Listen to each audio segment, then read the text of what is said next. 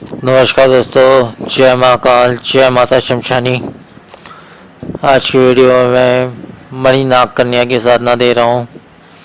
इससे पहले भी मैंने नाग कन्या की साधना दी है, परंतु जिस नाग कन्या की साधना अभी फ़िलहाल दे रहा हूँ, मैं देने वाला हूँ, इसकी बहुत सी खास विशेषताएं हैं। हालांकि पहले जिस नाग कन्या की साधना दिया था मैंने, उसकी शक्ति इससे बढ़कर कहीं ना कहीं है, ज़रूर मानता हूँ मैं उस बात को। परंतु ये जो शक्ति है, ये जो नाग कन्या है, ये मतलब आपसे कोई भी किसी प्रकार की अगर कभी गलती भी हो गई जीवन में या किसी भी समय या साधना के दौरान इत्यादि, परंतु इसमें जो है सबसे बड़ी चीज़ ये होती है कि इसमें क्षमा भाव होता है। ये आपको क्षमा कर देती है। तो इसलिए मैं साधना को उस साधना की अपेक्षा में बेहतर कहूँगा, क्योंकि उसमें तो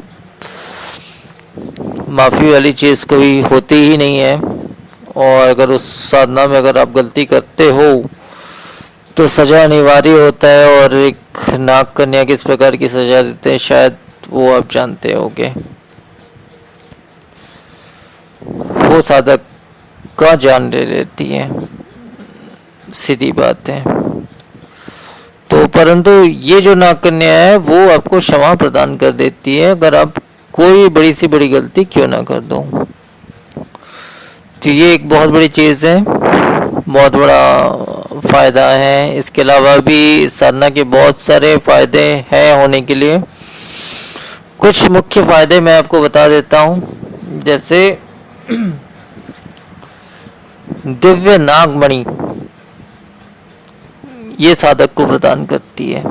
और एक दिव्य नागमणि से क्या हो सकता है, लगभग आप जानते होंगे। इसके अलावा सर्पों का दिव्य धन आभूषण इत्यादि सर्पलोक का साधक को प्रदान करती है। इसके अलावा शत्रुओं का नाश करती है, विनाश करती है।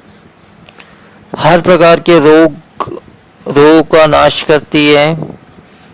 दिव्य स्वरूप हमें प्रदान करती है, बहुत ही दिव्य स्वरूप हमें प्रदान करती है। शक्ति द्वारा हमें इच्छाधारी नाग भी बना सकती है। ये वो हमारे पर निर्भर करता है। अगर हम बनना चाहें तो हम इसकी शक्ति के द्वारा हम उस लोक को भी प्राप्त कर सकते हैं। इसके अलावा विश्ववश बना सकती है हमें। विश्ववश का मतलब तो खैर आप समझते होंगे, नहीं भी समझते होंगे तो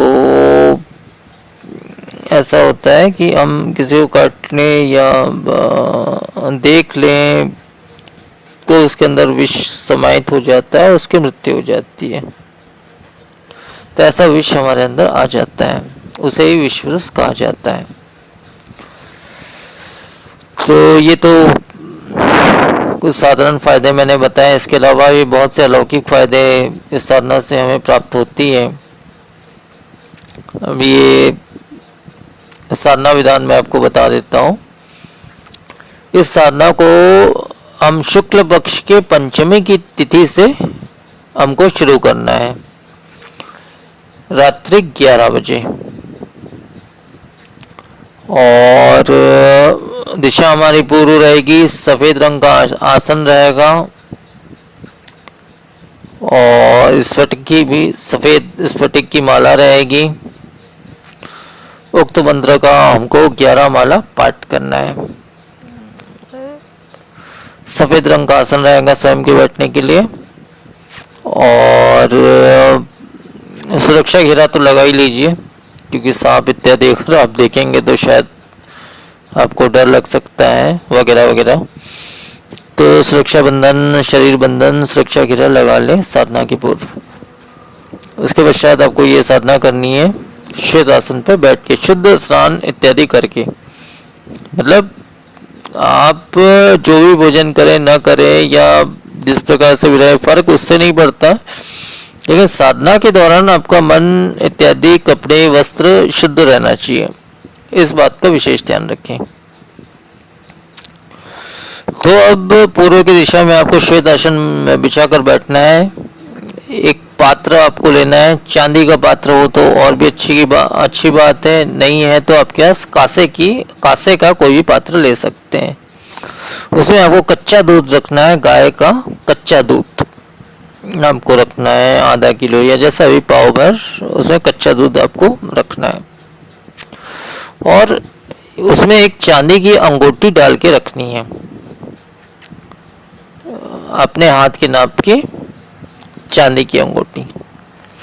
अब स्फटिक माला से उक्त मंत्र का 11 माला आपको जो है पाठ करना है, उक्त मंत्र का जो मैं अभी आपको बताने वाला हूँ। इसके अलावा भोग में आप शहद या देसी अंडा या दोनों का भोग लगा लें। किसी भी पात्र में आप भोग लगा सकते हैं, दोना बत्तल में भी लगा सकते हैं, तांबे के पात्र में, किसी भी पात्र में ये आप भोग लगा लें। और भोग जब तक वो ग्रहण नहीं करती है, 7 से 11 दिनों की जो साधना होती है, भोग हो सकता है पहले, दूसरे दिन, तीसरे दिन, चौथे दिन, अगर न भी ग्रहण करे तो आपको ऐसे किसी स्थान पर उस भोग को छोड़ आना है। मतलब जैसे कोई सांप का बिला हो गया, बिल हो गया, या फिर जैसे कोई जंगल एकांत स्थान हो गया, ऐसे स्थान पे उस भोग को अर्पण कराना है। उसके पश्चात जो है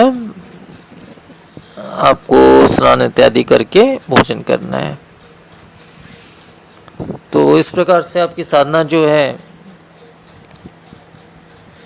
11 दिनों तक चलते रहेगी।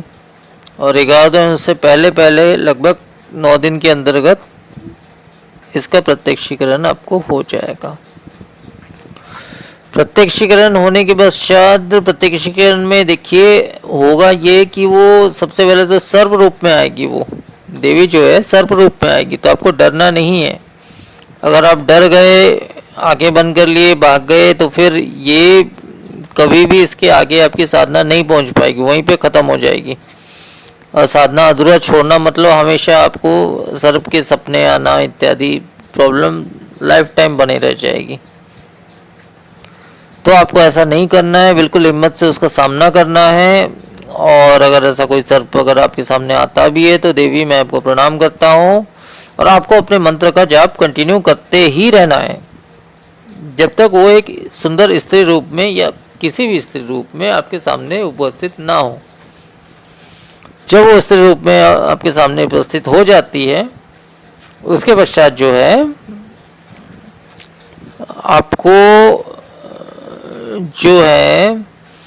जो अंगूठी आपने रखी है उस पात्र के अंदर, उसको अपने ही हाथ में, दाहिने हाथ में किसी भी उंगली में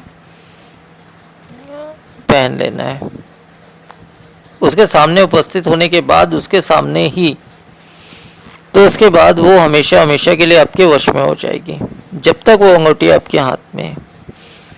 उसके पश्चात जब उसको विसर्जन करना हो तो उस अंगूठी को खोल के आपको बहते हुए जल में विसर्जित कर देना है। तो वो नागिन जो है वो हमेशा के लिए आपका साथ छोड़ देगी।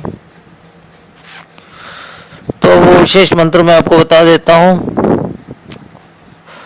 ओम नमः महाशिवाय ह्रौं ह्रौं मणिनाग कन्या आगच्छामि ह्रौं ह्रौं। मंत्र एक बार फिर से बोल रहा हूँ। ओम नमः महाशिवाय ह्रौं ह्रौं मणिनाग कन्या आगच्छामि ह्रौं ह्रौं। तो मंत्र बस इतना ही है और इतना ही विधान है इस साधना का। तो आज की वीडियो में फिर इतना ही। नमस्कार।